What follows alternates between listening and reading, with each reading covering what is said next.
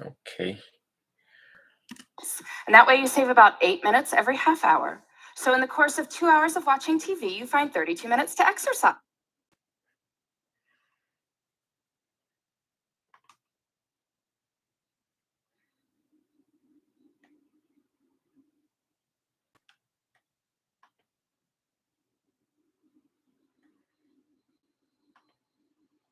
How to Meditate by Yutadamo Bhikkhu, read by Adder Oaks. Introduction. This booklet is taken from a 6-part video series on YouTube, available at youtube.com/Yutadamo. It was originally intended for use in the Los Angeles Federal Detention Center, where it was impossible to distribute teachings by video, but has since become my preferred means of introducing the meditation practice to newcomers in general. While the videos provide a useful visual guide, this booklet contains much updated and expanded information that is not in the videos. The lessons are laid out according to how I would expect a newcomer to learn meditation step by step. It may seem odd that chapters 2, 3, and 5 are presented in the opposite order in which they are to be practiced. The reasoning is that sitting meditation is easiest for a beginner to appreciate. Once one has become comfortable with the concepts involved in meditation, they may expand their practice to include walking and even mindful prostration if they are so inclined. My only intention in completing this task is that more people may benefit from the meditation practice. It seems proper that if one wishes to live in peace and happiness, one should work to spread peace and happiness in the world in which one lives. I would like to thank all who have helped to make this book possible: my parents and all of my past teachers, my current teacher and preceptor, Ajahn Tong Sirimangalo, and those kind beings who originally transcribed the teachings from these kind beings who originally transcribed the teachings and those kind beings who originally transcribed the teachings and those Chapter 1. What is meditation?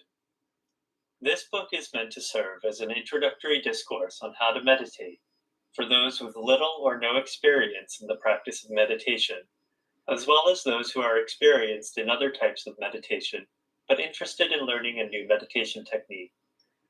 In this first chapter, I will explain what meditation is and how one should go about practicing it.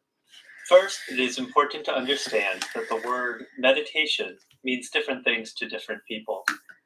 For some, meditation simply means the calming of the mind, the creating of a peaceful or pleasurable state as a vacation or escape from mundane reality. For others, meditation implies extraordinary experiences or the creation of mystical, even magical, states of awareness.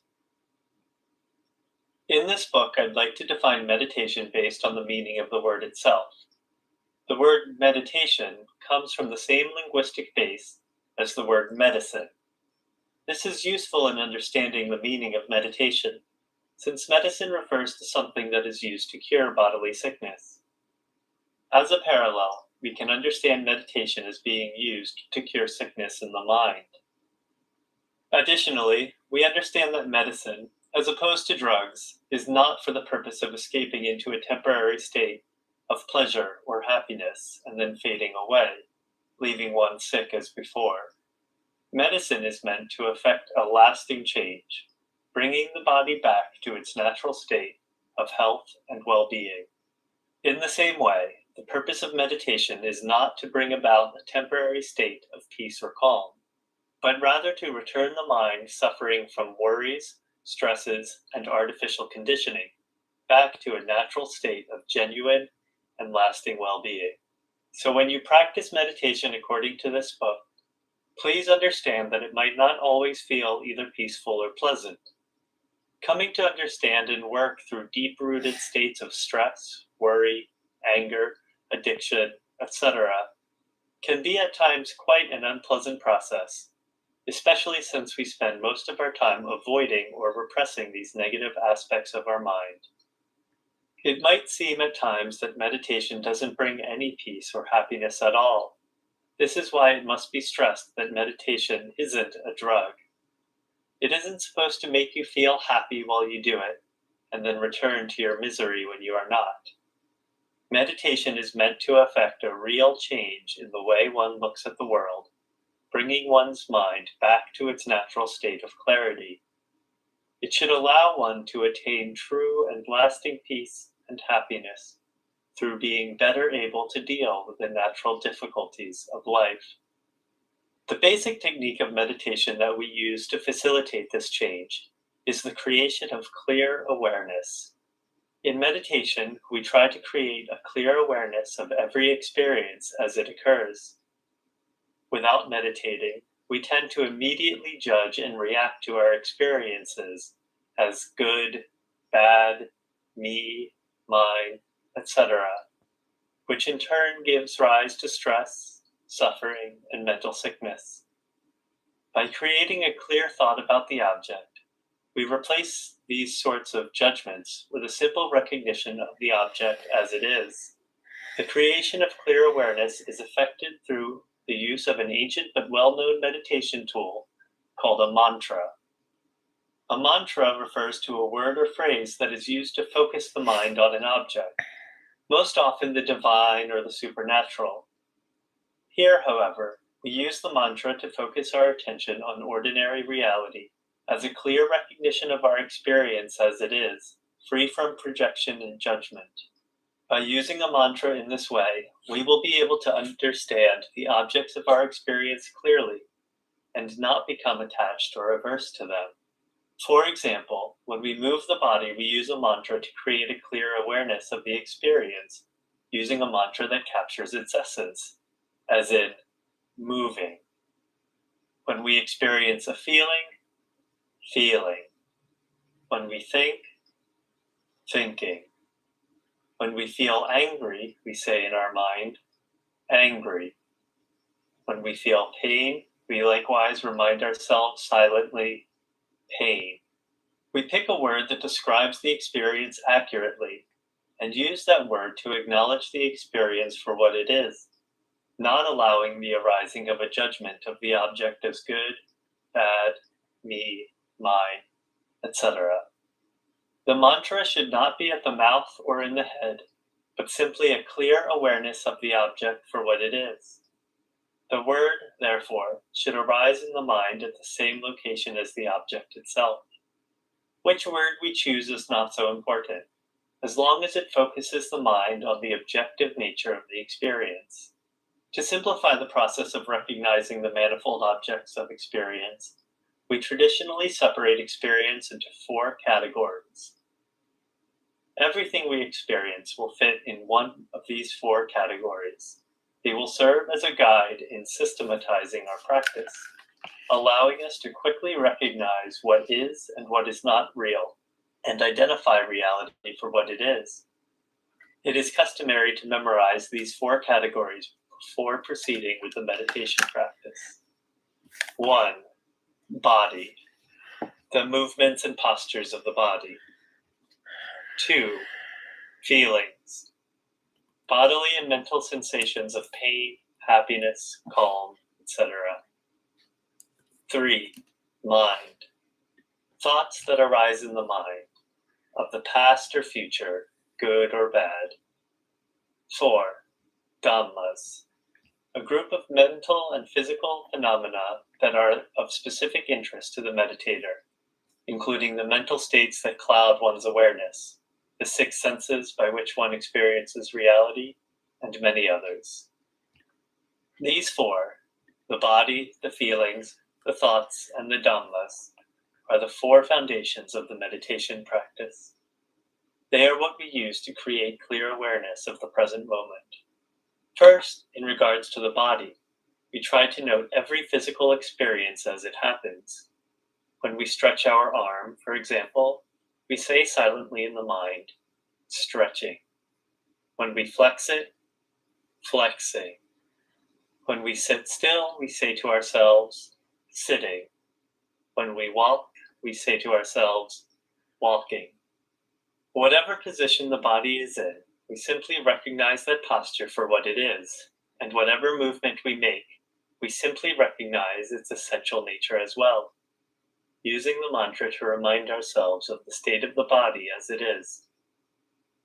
In this way, we use our own bodies to create a clear awareness of reality. Next are the feelings that exist in the body and the mind. When we feel pain, we say to ourselves, pain. In this case, we can actually repeat it again and again to ourselves as pain, pain, pain, so that instead of allowing anger or aversion to arise, we see it merely as a sensation. We learn to see that the pain and our ordinary disliking of it are two different things, that there is really nothing intrinsically bad about the pain itself, nor is it intrinsically ours, since we can't change or control it. When we feel happy, we acknowledge it in the same way, reminding ourselves of the true nature of the experience as happy, happy, happy. It is not that we are trying to push away the pleasurable sensation. We are simply ensuring that we do not attach to it either, and therefore do not create states of addiction, attachment, or craving for the sensation.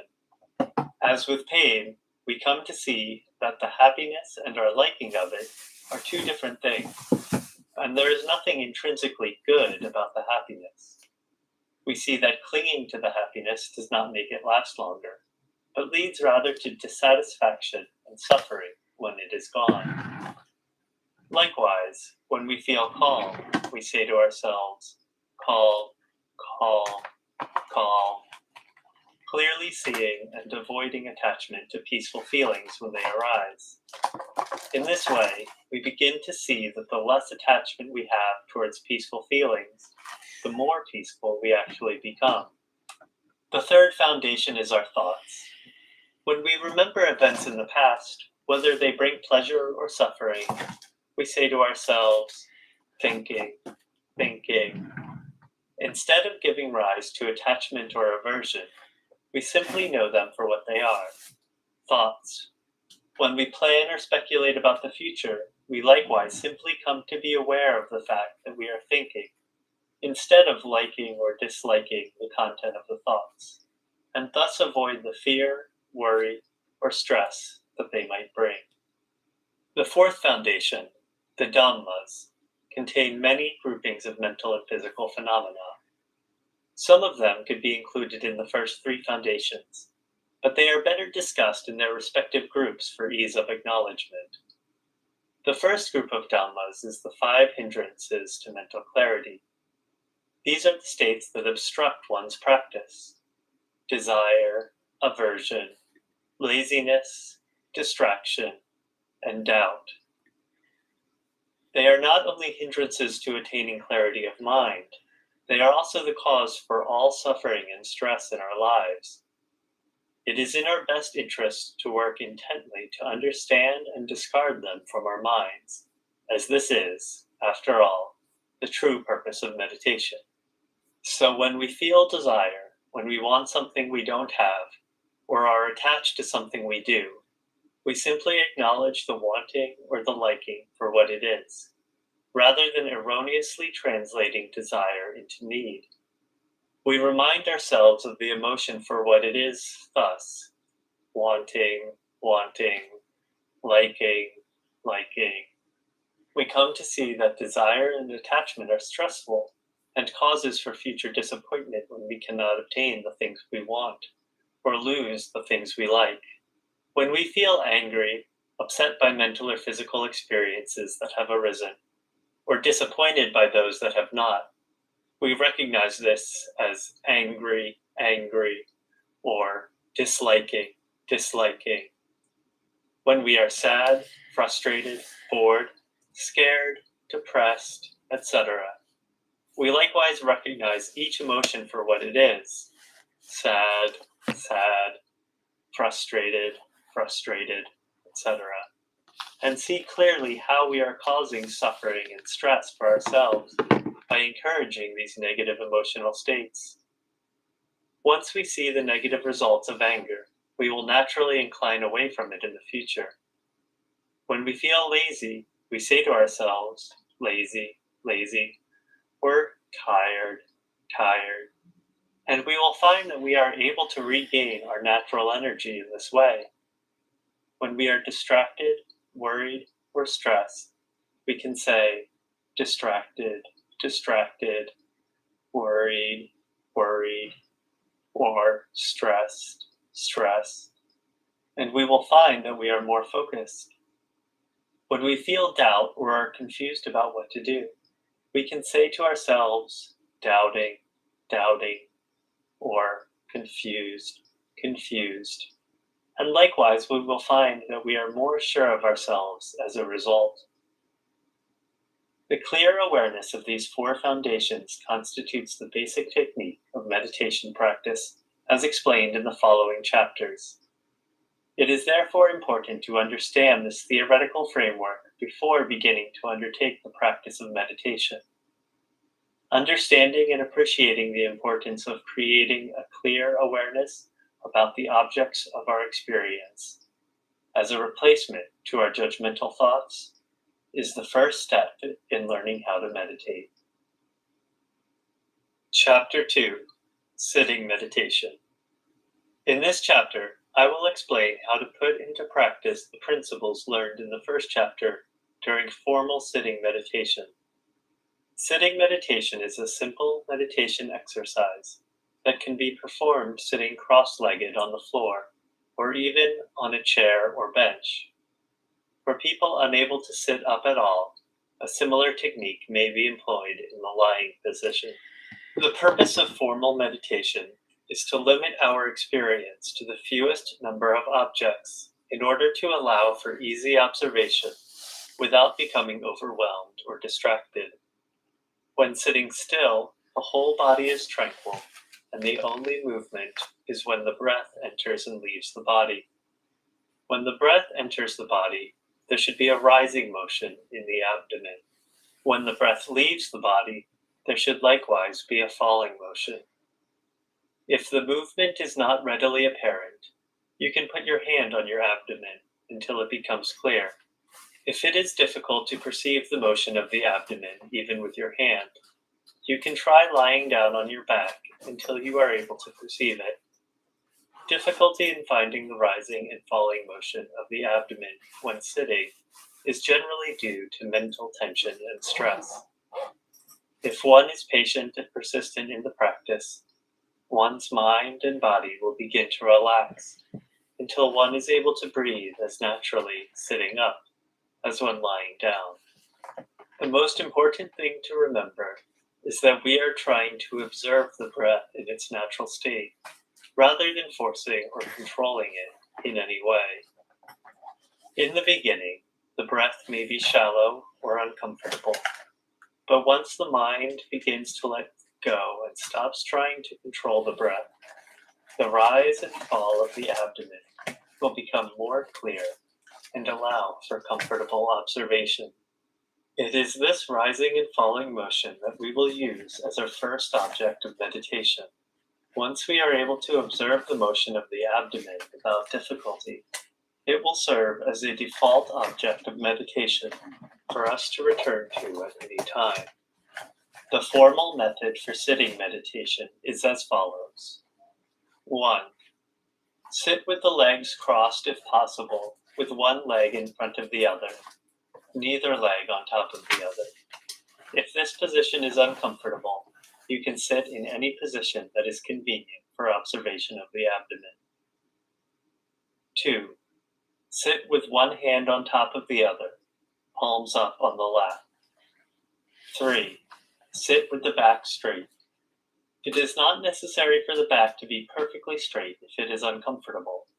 As long as the movements of the abdomen are clearly discernible, any posture is okay. 4. Close the eyes.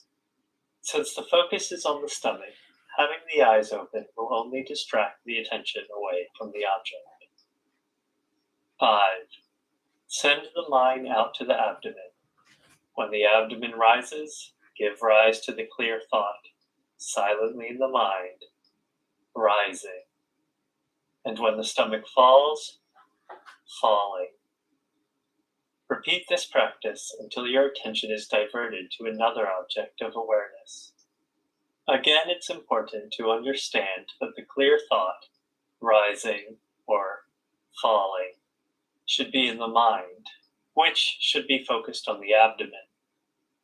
It is as though one is speaking into the abdomen. This practice may be carried out for 5 or 10 minutes, or longer if one is able. The next step is to incorporate all 4 foundations into the practice: the body, the feelings, the mind, and the Dhammas. Regarding the body, watching the rising and falling is sufficient for a beginner meditator. At times, one might wish to also acknowledge the position of the body as sitting, sitting, or lying, lying, if it is found to be more conducive for clear observation. In regards to feelings, when a sensation arises in the body, one should fix one's attention on it, discarding the abdomen and focusing on the sensation. If a feeling of pain should arise, for example, one should take the pain itself as a meditation object.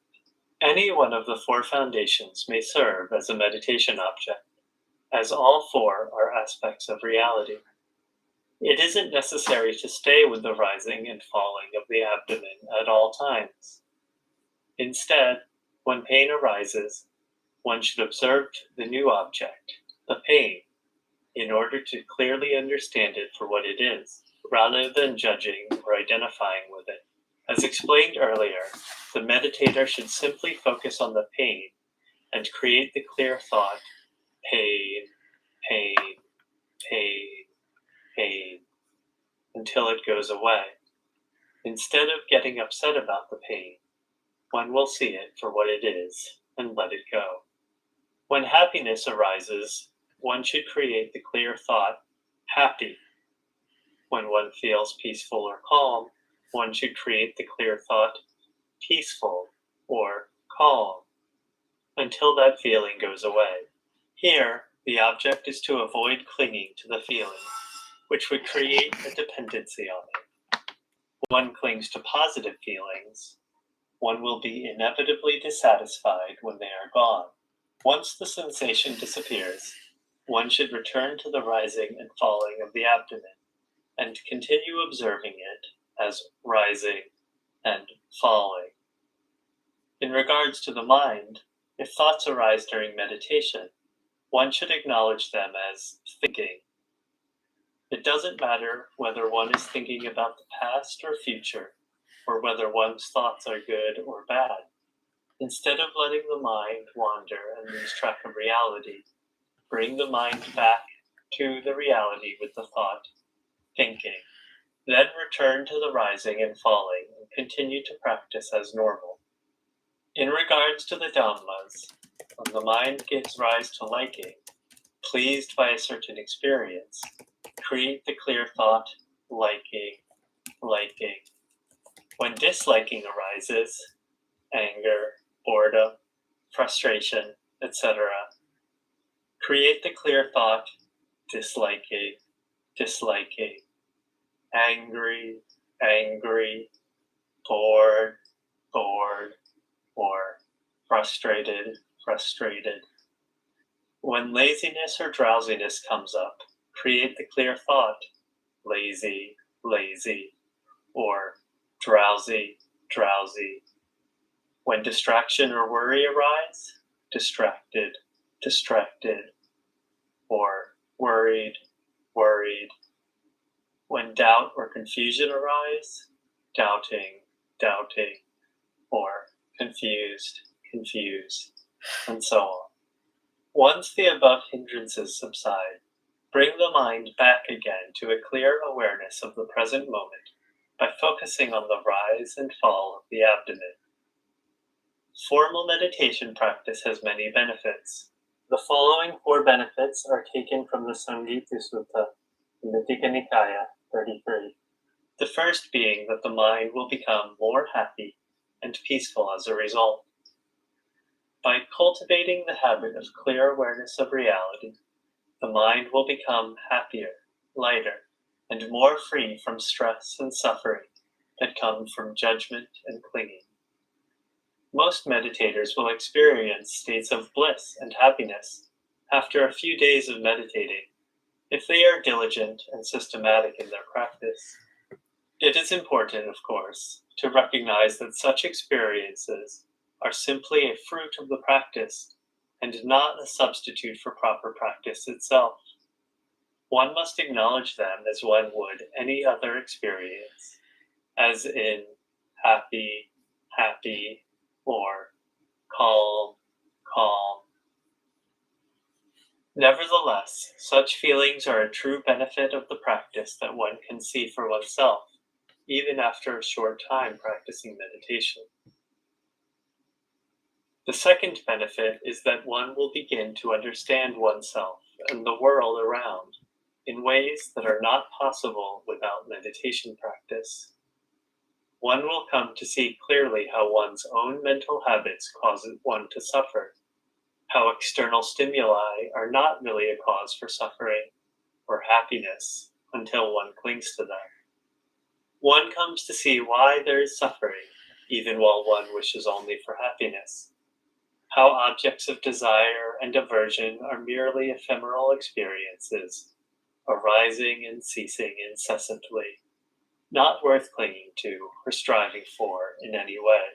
Further, one will come to understand the minds of others in the same way. Without meditation, people tend to immediately judge others based on their actions and speech, giving rise to liking or disliking, attraction or hatred towards them.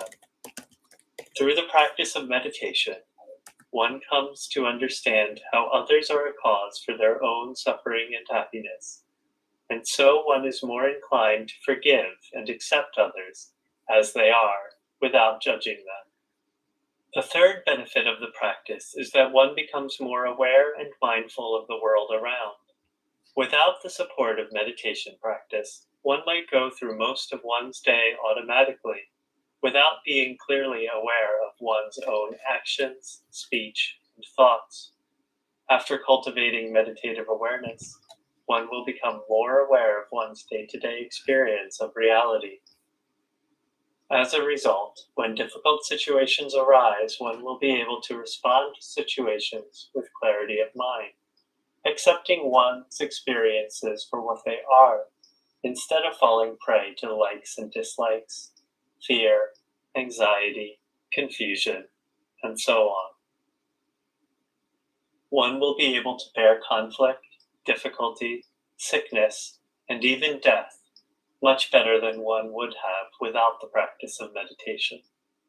The fourth benefit, the true aim of the meditation practice, is that one will be able to rid oneself of the evils in one's own mind that cause suffering for oneself and others: anger, greed, delusion, anxiety, worry, stress, fear, arrogance, conceit, and so on. One will see all mental states that create unhappiness and stress for oneself and others clearly as they are, and not discard them as a result.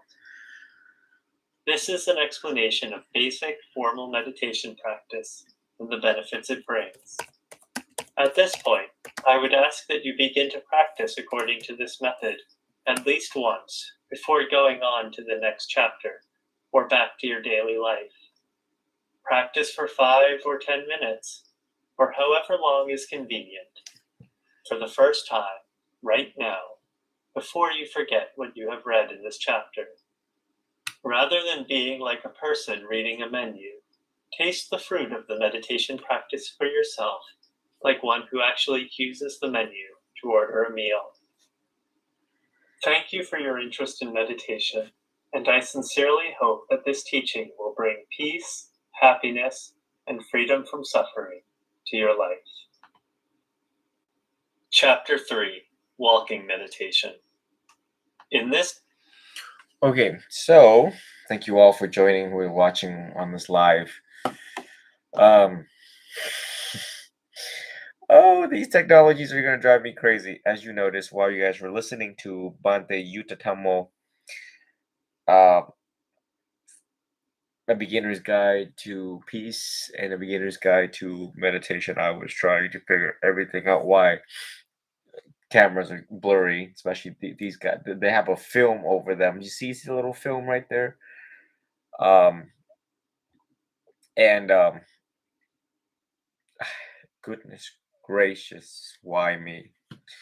And had echo earlier, so I I'm just this is the challenges of a modern day monk from the forest, now laptops in front of us.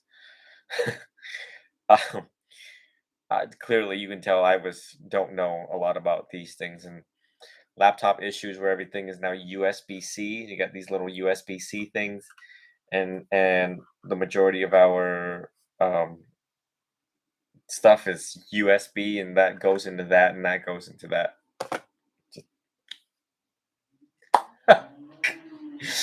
um,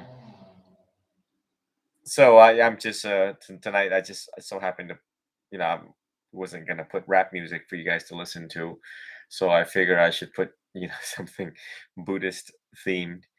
I was gonna give a talk, but still playing with this with these things right now. And I have some projects I have to do, and I'm probably going to prioritize that, but probably give a talk tomorrow. And oh, mm, play with some of these tonight. But anyways, until the next time that I can activate all of this and it would work. Hopefully it would just work. But thank you for being wonderful listeners, and until the very next time, may you all be well.